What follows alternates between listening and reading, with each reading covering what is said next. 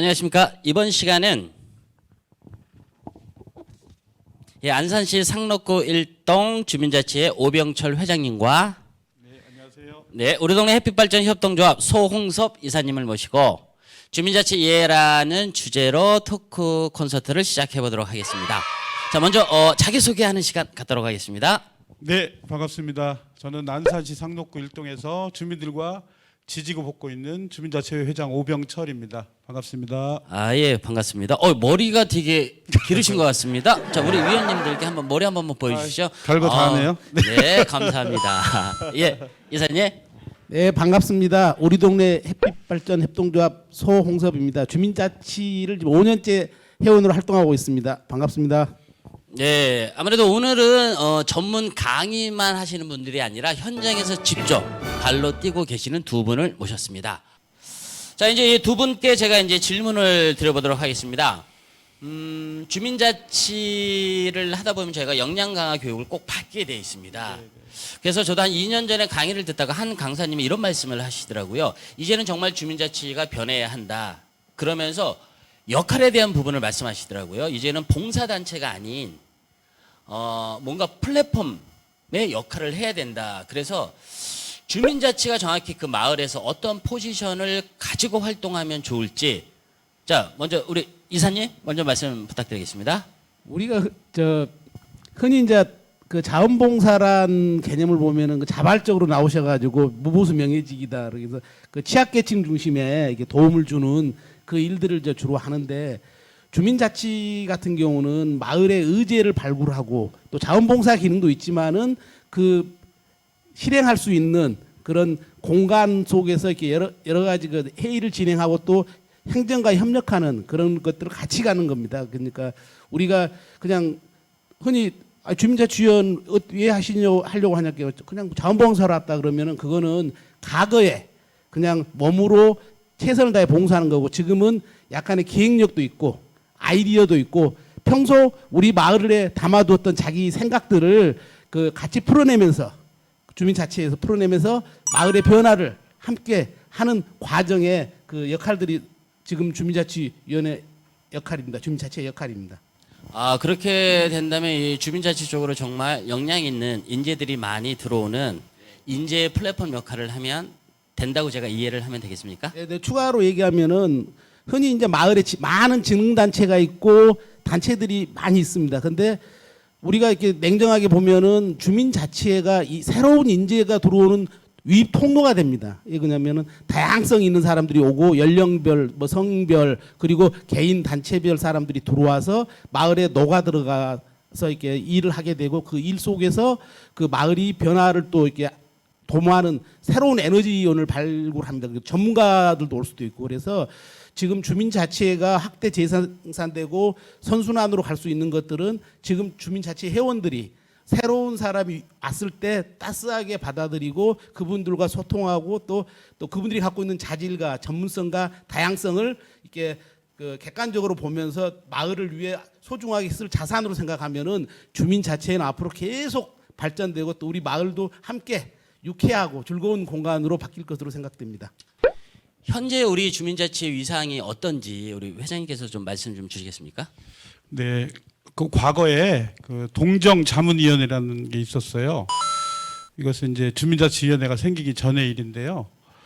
그 행정에서 주민들의 의견을 듣는 통로로 동정자문위원회라는 걸 구성을 했습니다. 그런데 이분들의 역할은 그야말로 자문을 하는 역할이에요. 그런데 이분들이 이제 주민자치위원회가 생기면서 동정자문위원회가 해산이 됐어요. 해소가 됐습니다. 그리고 주민자치위원회가 생겼고요. 지금 뭐 주민자치위원회를 하는 화성에도 15곳 정도 되겠네요. 16곳 정도 그 주민자치위원회를 하고 있고, 이제 주민자치위원회가 이제 해소가 될 겁니다. 이제 주민자치회로 바뀌겠죠. 근데 주민자치위원회와 주민자치회의 차이점은 권한에 있고 없고의 차이입니다. 사실은 주민자치위원회가, 저도 주민자치위원회 활동을 하면서 정말 열심히 마을 일을 했고요. 그때 저희가 전국 주민자치 박람회에서 대상도 받았어요. 굉장히 저희들 성과를 냈다고 하는데 굉장히 공허한 것들이 있어요. 예를 들어서 저희가 전 이제 제 개인적으로는 제가 백인 합창단이라는 합창단을 저희가 만들어서 운영을 하고 있는데 여기에서 이제 공연을 하면 이제 저희들이 이제 꽃다발 없는 음악회라고 그래서 꽃다발을 안 가지고 하는 공연을 해요. 그런데 이제 저희가 이제 그 꽃다발 대신에 오시는 분들이 이제 십시일반 이렇게 모금을 해주시는 거거든요. 그런데 이 모금을 하면 주민자치위원회는 이 모금을 한 그 기금을 10원이라도 건들면 안 돼요. 권한이 없는 거예요. 주민자치위원회는. 그런데 주민자치위원회는 이제 그걸 탁 모아서 마을을 위해서 활용할 수도 있고요. 수익 사업도 할 수 있고 뭐 법인도 만들 수 있고 회사도 만들 수가 있습니다. 그래서 하여튼 그래서 저희는 이제 주민자치위원회에서 그걸 이제 마을 기금이라고 해서 모았는데 그걸 이제 어느 모금 단체에다가 기부를 하고 거기에서 이제 저희들한테 또 지정 기부를 또 하는 거예요. 그래서 7%인가를 떼고 굉장히 복잡하죠. 정말로 지금 생각해봐도 주민자치위원회는 뭐 특별하게 마을에서 하는 역할이 별로 없어요. 그냥 뭐 주민센터 프로그램 운영하는 정도 내지는 자문 정도. 동장님이 이런 걸로 하면 어떨까요? 그러면 거기에 대해서 만약에 주민들이 우리 이렇게 했으면 좋겠어요. 그래도 거기에 대해서 행정이 반대를 하면 할 수도 없는 구조예요. 제가 아까도 말씀드렸지만 이제는 이제 권한이 생기니까 권한이 생기는 만큼 이제 위상도 올라가는 거 맞죠. 그런데 이제 거기에 맞게 우리가 이제 어느 정도는 역할을 해줘야 되는 거예요. 그러니까 우리가 거기에 기량이 따라가지 못하고 그런 권한만 얻게 되면 또 다른 불씨. 아까 연극을 보면서 그랬잖아요. 갈등은 어디나 다 있습니다. 그런데 이 갈등을 바라보는 시선, 계속 그 갈등만 가지고 우리가 이야기를 하면 그 갈등은 끝이 없어요. 그런데 아까 그 이장님 그러시잖아요. 가로등 100개 심어줄 테니까 편하게 뛰어놀거라 이렇게 말씀하셨잖아요. 그러니까 어느 순간에는 서로 갈등 안에서 서로 화합을 하고 협치를 하는 구조를 만들어야 되고요. 그런 면에서 주민자치회는 이제는 엄청난 권한만큼 열심히 공부도 해야 된다 이런 생각이 듭니다. 이제 기본적으로 회의를 분과회의, 임원진회의, 원래회의를 하게 돼 있는데 그러니까 어떻게 하면 이 회의를 효율적으로 또 1시간 안에 끝낼 수 있는지 그 이사님 말씀 좀 주시겠습니까? 회의를 잘하는 방법. 제가 분과장을 한 4년 정도 하다 보니까요. 먼저 분과 회의를 진행하면서 이렇게 마을 의제를 발굴하고 다양한 의견을 들었습니다. 그 의견을 갖고 임원진 회의로 가거든요. 임원진 회의 가면은 그쪽에서 숙의되거나 숙성되지 않는 의견들은 약간 좀 접어두고 그 안건으로 올릴 때는 그 난상 토론이 되는 부분들은 피합니다.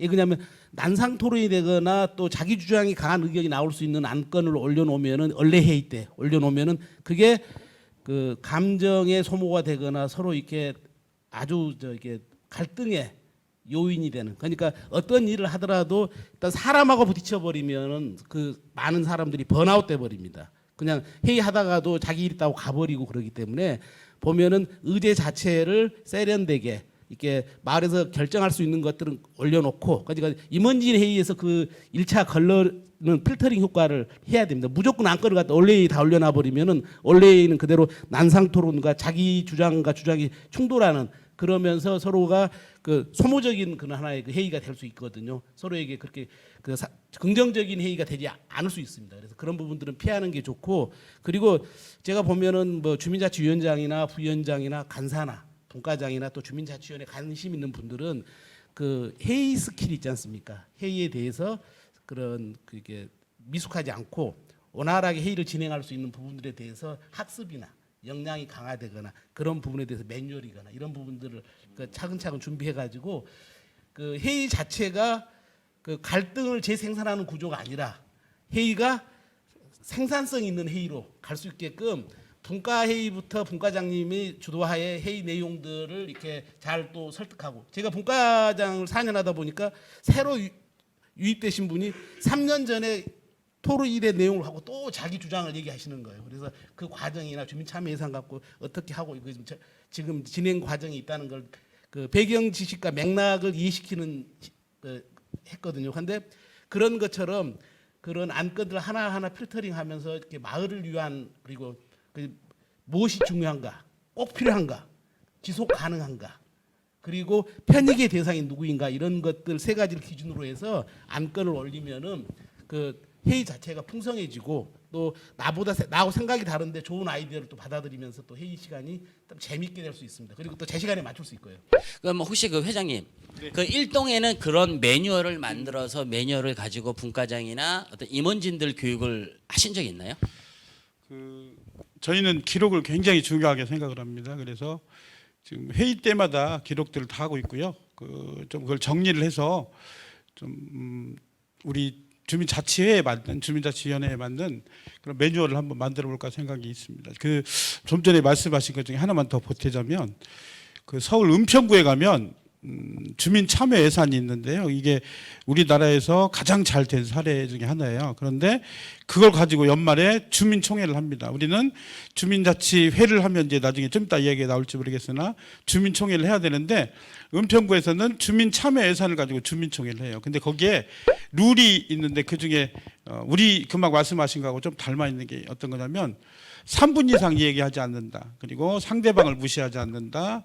그리고 우리 여기에서 나온 얘기들을 모두가 존중한다. 하여튼 이런 룰이 있어요. 그런데 그 룰대로 하면 뭐 싸울 일도 별로 없고요. 그냥 그런 상황이 있고요. 저는 아까 말씀한 대로 처음 주민자치회든 주민자치위원회든 이 회의를 하는 좀 매뉴얼이나 스킬이 좀 필요한데 우리 그런 얘기 많이 하잖아요. 가하시면 예하시고 부하시면 아니하십시오. 이 얘기 처음 들어보시는 분도 계실 것 같아요. 이 말은 무슨 얘기냐면 맞으면 맞다고 하고 틀리면 틀리다고 해라. 그런데 거기까지 가려면은 그 시간이 필요하잖아요. 그러니까 예를 들어서 우리는 주민자치위원회 회의를 하는데 시나리오를 우리 행정에서 써주는 걸 보고 하시는 주민자치위원회도 있다고 그래요. 뭐 화성은 그렇지 않을 거라고 생각을 하지만 그거는 역량이 모자라도 한참 모자라는 거잖아요. 적어도 우리가 하는 회의는 우리가 다 처음부터 끝까지 우리가 다 할 수 있어야 됩니다. 그리고 그 안에서 이야기되는 이야기들은 어느 순간에는 끊어줄 수 있는 정도의 역량은 가지셔야 돼요. 그걸 끊지 못하기 때문에 계속 2시간, 3시간 정도 이해가 되고 하는 거거든요. 그래서 네, 알겠습니다. 그리고 아까 이제 우리 이사님이 재미나는 말씀을 하셨는데 회의 때는 뭔가 안건을 결정해야 되는데 갈등을 재생산하는 무대다라는 말씀을 주셨어요. 그리고 저희가 아까 이제 연극을 봤을 때는 참 연극이다 보니까 갈등 해소가 해피엔딩이었습니다. 근데 아마 그런 사례들도 있을 거예요. 정말 갈등이 심하게 벌어졌다거나 근데 그 갈등을 누군가에 의해서 잘 조율이 됐다거나 그런 혹시 사례가 좀 있을까요? 회장님? 그러게요. 마을은 갈등이 많습니다. 왜 많냐면 높은 사람이 특별히 없어요. 그리고 또 낮은 사람이 없습니다. 그러니까 누구나 막 싸울 준비가 좀 되니까요. 이게 여기 싸움을 시작하면 절대로 지지 않으려고 합니다. 그러니까 저희도 똑같은 그런 과정들을 겪었고요. 그런데 이 갈등을 바라보는 자세가 저는 중요하다고 생각을 합니다. 저희들이 정말 자신 있게 말씀드릴 수 있는 건 저희들이 갈등이 있을 때는 한 발짝 물러나서 또 더 이야기를 많이 해보고 또 그분을 또 찾아가 보기도 하고 이런 과정들이 쉬운 건 아니나 하여튼 저희들이 이제 축제를 하는데요. 아까 매뉴얼 얘기를 연결해서 한번 하자면 저희는 축제를 주민들이 다 처음부터 끝까지 다 준비해서 합니다. 그런데 어떤 날 그러니까 몇 해 어느 해에 그런 얘기를 하시는 거예요. 이거 우리가 할 테니까 너희들 우리를 도와라. 그러니까 우리가 이거 다 이 축제는 우리가 진행을 할 테니 분과에서요. 그래서 그 해 축제가 굉장히 힘든 축제가 된 적이 있어요. 그래 나중에 평가를 할 때 그런 얘기가 나왔어요. 뭐냐면 잘할 수 있는 사람들한테 일을 맡기자. 우리가 그냥 고집 피워서 그냥 무조건 한다 그러지 말고 우리 마을에 잘할 수 있는 사람들이 분명히 있거든요. 그래서 그런 사람들을 좀 찾아서 그분들한테 믿고 맡기고 하는 그런 과정들이 저는 되게 중요하다고 생각하고요. 그러면 갈등도 저절로 좀 해결이 되더라고요. 네, 알겠습니다. 그리고 주민자치위원 할 때는 저희가 이제 원래를 통해서 안건이 정해지면 통과가 되는데 아까 이제 연극에서도 봤듯이 주민총회를 거쳐야 되는데 아직 주민총회를 경험하지 못한 입장에서는 아마 주민총회가 무엇일까 약간 궁금하기도 할 겁니다. 근데 이게 이제 회장님하고 말씀 나누다 보니까 이게 정확히 조례에 주민자치회는 주민총회를 의무적으로 개최하게 돼 있죠. 그 이유가 뭘까? 왜 꼭 의무적으로 해야 되는 건지 그 이유 좀 설명 주시겠습니까? 반대로 생각하면 의무이기도 하나 권리이기도 한 거거든요. 그러니까 혹시 그거 해보셨는지 모르겠는데 마을 계획이라는 것을 하는 것이 있습니다. 그러니까 주민 자치회가 되기 전에 그 마을 계획이라는 것들을 하거든요. 근데 그건 뭐냐면 주민들이 스스로 의제를 발굴하고 사람을 찾고 마을을 돌아보고 그리고 그 우리 마을에 어떤 문제들이 있는지를 의제를 내는 거죠. 그리고 그 의제를 내면 분과를 구성을 해가지고 우리 마을의 문제를 가장 잘 아는 주민들이 의제를 만듭니다. 그러면 그걸 원탁회의라고 그래가지고 연말이 되면 그걸 가지고 그 의제를 가지고 주민들이 이걸 먼저 했으면 좋겠다 이런 것들을 정하는 거예요. 저희 마을은 2016년에 마을 계획을 했는데 그때 나온 의제가 709개입니다. 그래서 어떻게 주민들한테 이제 물어봐야 되는데 주민들을 찾아가서 물어보면 가장 좋은데 사실 현실적으로 주민들을 다 만나기 힘들잖아요. 그러니까 저희는 3,155명의 주민들이 설문을 조사를 했습니다. 그래서 그 설문에서 주민들이 우리 마을에서 하고 싶은 것들을 정했어요. 그럼 3,155개 중에서 709개 의제를 정했고 그 중에서 35개는 핵심 의제. 이거는 반드시 내년에라도 반드시 해야 된다. 그런 걸 정해서 지금 거의 대부분 진행을 했습니다. 근데 진행한 방법은 저희가 주민자치회 같으면 주민총회를 통해서 하는데 그때 당시에는 주민총회가 없었기 때문에 이것을 의제를 35개를 내면 공모사업을 우리가 하는 거죠. 그리고 주민 참여 예산이라든지 당진이나 세종시처럼 이렇게 주민세를 또 주민들한테 주는 환원을 하는 제도가 있거든요. 그러니까 그런 걸 통해서도 할 수가 있어요. 그런데 주민자치회는 의무적으로 주민총회를 해야 된다. 이 말은 무슨 얘기냐면 주민자치회를 하는 분들이 1년 동안 열심히 주민들을 찾아서 의제를 발굴하고 그 의제를 가지고 어느 그 주민총회라는 걸 통해서 그 의제를 놓고 순위를 정할 수 있도록 권한을 준 거예요, 사실은. 그래서 의무이긴 하나 다 해야 되는 거긴 하나 거기서 우리 마을에 정말 필요한 것들을 거기다 올려놓고 정하면 시가 그걸 받아서 내년에 예산을 반영하고 그걸 실행을 해준다 그런 의미이기 때문에 네, 굉장히 중요하고 권한이라고 생각을 합니다. 네네네. 그러면 화성시 같은 경우에는 지금 화성시 마을자치센터에서 그 네. 마을 계획 수립하는 거를 네. 몇 년 전부터 한 적이 있고 그 이제 공모 사업입니다. 해서 그 마을 계획 수립이 되면 거기에 의제 중에 그 다음 연도에는 그냥 1,000만 원씩 지원되는 게 있는데 자치회가 되면 그런 과정을 거치지 않고 자치 내에서 의제를 발굴하면 그거를 시에서는 아예 그 다음 연도 예산으로 주신다는 얘기죠. 네, 맞습니다. 정말 그렇게 되면 이제 주민자치 위상이 굉장히 더 커지고 중요할 것 같습니다. 네, 그렇습니다. 네, 알겠습니다. 화성시도 12개 지역에서 이제 시범 주민자치회를 하고 있는데 저는 이 시범이라는 단어를 들으면 저희가 이제 프로야구가 시작되기 전에 시범 경기를 합니다. 그래서 우리 선수들이 얼마큼 몸 상태가 어떤지 근데 전혀 성적에는 반영이 되지 않습니다. 그러면 왜 꼭 앞에 시범이라는 주민자치회 시범이라는 단어가 들어갔는지 자 이거는 우리 이사님 한번 말씀 주시겠습니까? 우리 뭐 시범 경기 같은 경우는 그 결과를 뭐 기록에 반영되지도 않고 해도 그만 안 해도 그만일 정도로 무의미할 수 있지만 선수들의 컨디션과 역량을 강화하고 또 한 해 전지훈련하면서 갈고 닦았던 능력들을 펼치면서 본 게임에서는 제대로 실력 발휘하기 위한 하나의 과정입니다. 그런데 우리 주민자치위원회 같은 경우는 지금 이 인큐베이팅 과정 자체가 주민자치회로 가기 위한 그 역량과 전문성 강화와 또 그 패러다임 자체가 바뀌는 거 아닙니까? 역할과 권한이 주어지는 그런 과정이기 때문에 한 분 한 분들이 주민자치위원회 때 생각을 이렇게 버리시고 주민자치회는 우리가 우리 마을에 주도적으로 일을 끌고 갈 수 있다는 것들을 이렇게 말씀드리고 싶고요.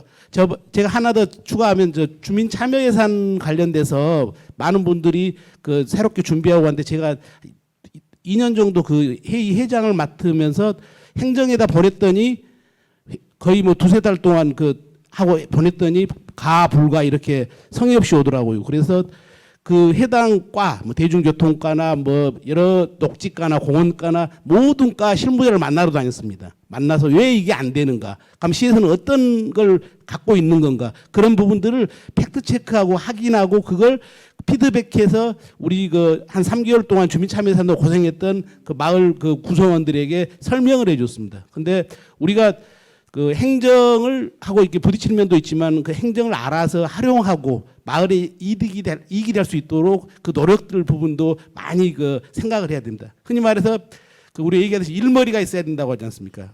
갈등이 아니라 주민 참여 예산도 우리 마을에 쓰면은 아주 장기적으로도 끌어올 수 있고 단기적으로 해결할 수 있는 것도 있습니다. 이런 부분들은 그 지혜로 그 마을의 그 실무를 맡거나 주민자치회장님, 그 위원장님이나 이런 분들이 참여 예산 갖고 긴 시간 수기하고 토의했는데 그 내용이 피드백이 왔을 때 가불가로 이렇게 오거나 부분 가능 이런 식으로 왔을 때 단순히 안 되네 뭐 조금 되네 이게 아니라 직접 해당 그 행정하고 소통하고 해당 부서와 소통해서 그 결과를 피드백을 받으시면서 구성원들에게 꼭 그 결과를 알려주는 배경 지식과 맥락을 이해시킬 수 있는 그 노력이 꼭 필요합니다. 네, 알겠습니다. 그러면 주민 참여 예산도 많이 활용을 하면 좋다라는 말씀인 것 같고요. 그리고 이 시범이란 거에 관련해서 어제 이제 회장님께서 이게 앞으로 법이 개정될 확률이 높다. 그래서 법이 통과가 됐을 때는 또 어떤 변화가 있을 건지를 그거에 대해서 회장님께서 좀 보충 설명 부탁드리겠습니다. 그 시범이라는 건 아까 말씀한 대로 해도 크게 그러니까 우리가 느낄 때 크게 와닿는 게 없고요. 못한다고 누가 뭐라고 하지도 않습니다. 그냥 그야말로 연습을 해보는 건데요. 이제 올해 5월 29일에 지방자치법이 이게 통과가 되기로 원래 돼 있습니다. 그리고 소관 부서에도 다 올라갔고, 근데 이 법의 내용은 뭐냐면 이제 자치를 정말 주민들이 할 수 있는 자치에 대한 시스템을 다 만들고 권한을 다 주는 법이에요. 그런데 이 법이 5월 29일 날까지 통과가 됐어야 되는데 폐기가 됐습니다. 그런데 그 뒤에 지금 이제 21대 국회에서 이걸 연구하시는 분들이 지금 다시 그걸 받아가지고 그 전보다 훨씬 더 이거 내용을 채워가지고 아마 올해 안에 통과가 될 가능성이 높다 그러는데 이 법 이름이 지방자치법 전부 개정안입니다. 여러분도 이걸 꼭 찾아봐서 이게 어떤 건지 그리고 이게 통과가 되면 어떻게 달라지는지 가장 먼저 달라지는 거는 시범이라는 딱지가 이제 떼질 거고요. 그다음에 이제 주민자치위원회가 모두 주민자치회로 전환이 될 겁니다. 그러면 이제 그 안에서 이제 우리가 지금까지 말했던 자치를 이제 하게 될 텐데요. 근데 그 안에는 이제 많은 이제 또 예산도 반영이 될 테고. 그런데 이제 중요한 건 뭐냐면 이제 요 안에서의 갈등입니다. 요 안에서 예산이 들어갔을 때의 갈등. 그리고 행정과의 관계.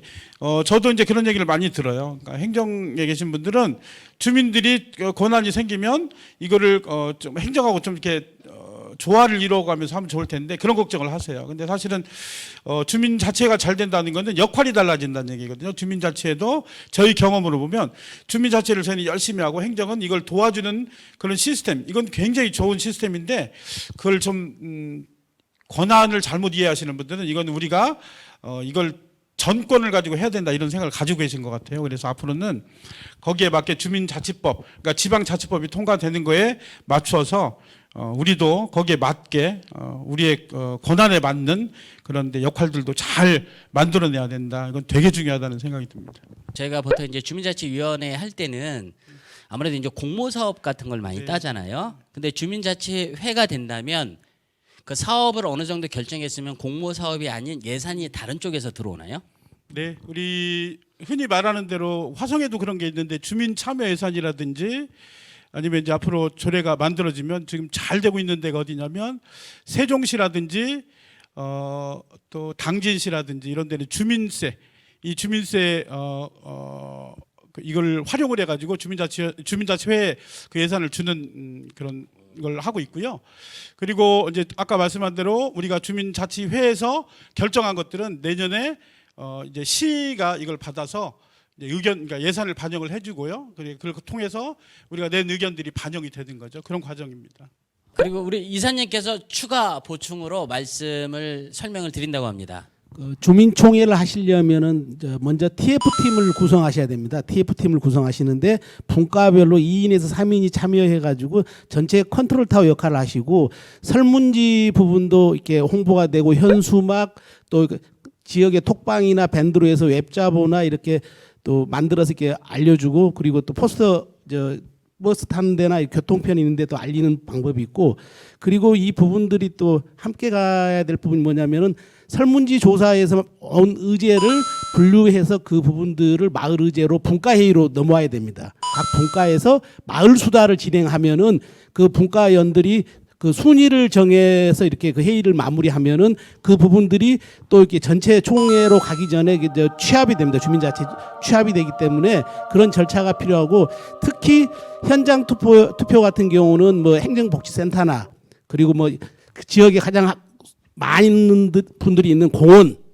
그 다양한 부분들, 그리고 또 마트 앞이나 그 은행, 농협이나 이런 데 앞에서 실시하시면 되고, 특히 또 현장 투표 오신 분들이 우리하고 상관없는 의제지만 자기들의 의견들을 주는 경우 있어요. 그런 부분들을 꼼꼼히 메모해가지고 또 현장의 소리를 그날 취합하다 보면은 그 내용들이 상당히 풍성해지고, 그렇게 순서를 정하는 부분들이 필요합니다. 그리고 또 그 속에서 또 참여 예산과 중첩되는 것들은 별도로 해서 하시면 될 겁니다. 그리고 좀 준비를 치밀하게 하시면 그 과정에서 주민자치위원회나 주민자치회 회원끼리 그 상당히 보면은 팀워크도 생기고 서로를 알아가는 과정이 되고, 그 주민자치위원회의 역량도 강화되는, 그리고 마을과 함께 호흡하는 그런 학습의 공간이 될 수 있습니다. 그런 기회가 모든 그 화성시 그 주민자치회나 주민자치위원회에서 그런 경험을 했으면 합니다.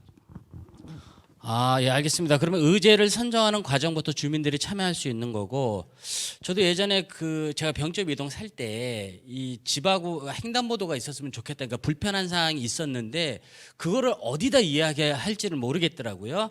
그 이제는 그런 거를 주민자치회에 이야기하면 이렇게 충분히 거기서 이제 안건으로 다뤄질 수 있다는 얘기네요. 네. 그래서 듣다 보면 이 주민총회를 통해서 의제가 발굴이 되고 그 사업이 되다 보면 그 과정 자체가 정말 우리 풀뿌리 민주주의의 가장 기초 단계고 완성이 될 것 같습니다. 화성에 대해서 정말 많이 아시더라고요. 그래서 어떻게 보면 저희보다 더 화성에 대한 공부를 좀 많이 하시더라고요. 그래서 그러면서 말씀을 하시더라고요. 화성은 정말로 발전 가능성이 높은 지역이다. 그래서 그 부분과 같이 우리 화성시가 어떻게 하면 더 발전할 수 있는지, 예, 마지막 말씀 부탁드리겠습니다. 원래 화성이란 말이 그 화인축성 정조대왕께서 내린 이름인데요. 화자가 빛나다, 아름답다, 그리고 이렇게 꽃도 있는 그런 지명입니다. 그리고 풍요롭고 번영이 쭉 이어지는 땅으로 우리나라 향후 100년의 성장 동력이 있는 땅입니다. 화성 평택은 뭐 어떤 분은 뭐 100년을 대한민국을 먹여 살릴 땅이다, 그렇게 얘기하시고, 인구 100만이 조만간 넘어갈 거고, 미국 CNN 같은 경우는 2030년 이후에 세계 7대 부자 도시 중 하나가 될 거다라고 얘기를 하고 있습니다. 그리고 그 경기도에서 평야지대, 그러니까 뭐 김포, 평택, 화성 해가지고 이 농사가 이게 아주 풍요로운 땅이고, 예전에는 역사로 말하면은 정도전이 부사로 왔던 남양 도부가 있고, 그리고 풍화정이라는 그 역사적인 땅이고, 그리고 또 여러 인물들이 나오고 또 바다가 있고 또 풍요로운 땅이 있는 아주